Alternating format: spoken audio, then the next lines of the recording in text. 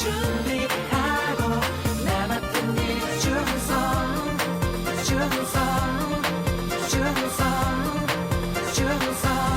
Your kingdom come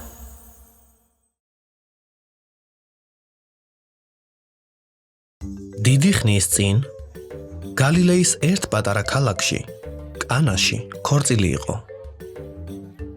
იესო და მისი მოწაფეები, ასევე იესოს დედაც იქ იყვნენ. ქორწილში დაპატიჟებული ყველა სტუმარი ძალიან კარგად ატარებდა დროს და გემრიელ საკვებსა და სასმელს მიირთმევდა. მიირთვით, სუფრა სავსეა. განალამაზები არ არიან სიძე და პატარძალი. ჰა.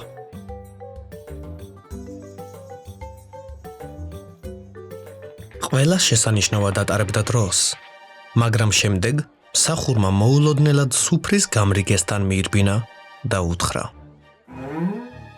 გასაჭირში ვართ, ღვინო გაგვითავდა. როგორც ჩანს მოსალოდნელზე უფრო მეტი სტუმარი მოვიდა და ახლა კი ერთი წვეთიც აღარ დაგვრჩა ღვინო.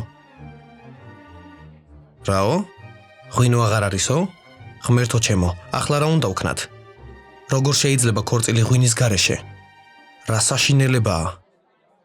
რა დავალევინოთ შორიდან მოსულ სტუმრებს? თამადა ძალიან შეწუხებული იყო და ცდილობდა გამოსავალი ეპოვა. ამ დროს იესოს დედამ მარიამმა გაიგო, რომ ღვინო გამოლეულიყო და იესოს მოსაძებნად წავიდა.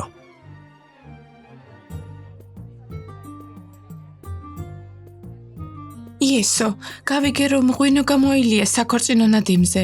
შეგიძლია დაეხმარო მათ. იესომ უპასუხა დედამისს, მარიამს.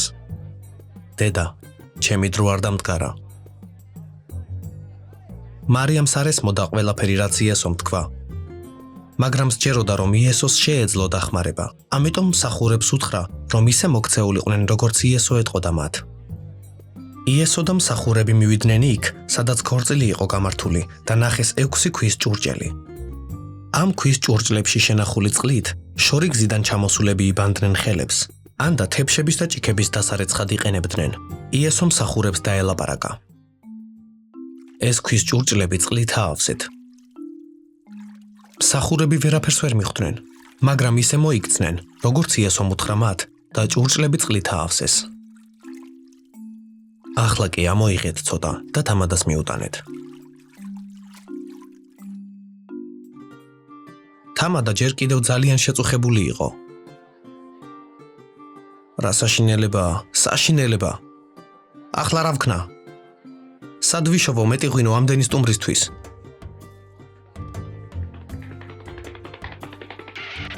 თამადავ, ეს ღვინო გასინჯეთ.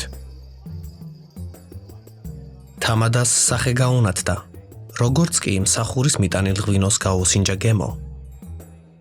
თამადამ არ იცოდა საიდან იყო ეს ღვინო, მაგრამ გახარებული სიძისკენ გაეშურა. სუფრაზე ჯერ საუკეთესო ღვინო მოაქვთ, შემდეგ კი იაფფასიანი, როცა სტუმრები შეთვრებიან, შენ კი საუკეთესო ღვინო ამ დროისთვის შემოინახე. ოჰო, ჰა.